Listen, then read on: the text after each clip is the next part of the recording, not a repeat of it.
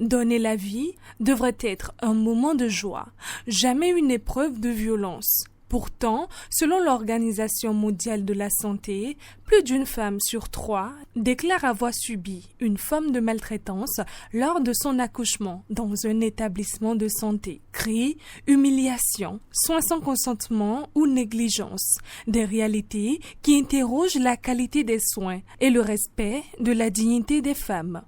Pour contribuer à faire évoluer les pratiques et nourrir la réflexion sur la santé des femmes africaines, l'Institut national de la femme, réuni à Cotonou, chercheurs, professionnels de santé et acteurs engagés autour d'un atelier préparatoire consacré aux violences obstétricales. Nous avons le devoir d'impulser une évolution législative et doctrinale qui permettrait d'avoir ou d'intégrer les violences commises à l'occasion des actes gynécologiques et obstétricaux dans le rang des violences faites aux femmes et aux filles. Nous croyons fermement que l'exercice de la profession médicale a besoin de sérénité, de sécurité, tout en s'obligeant au respect du refus lorsqu'aucune urgence vitale ne justifie de passer outre.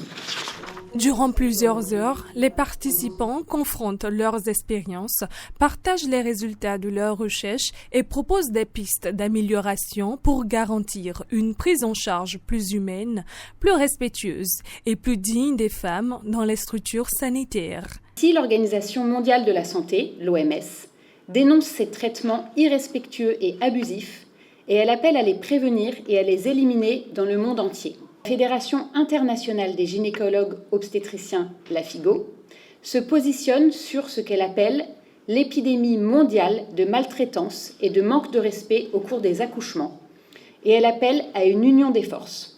C'est suite à cette journée d'études que j'ai proposé de nous unir pour créer un espace de dialogue et de discussion autour de cette question.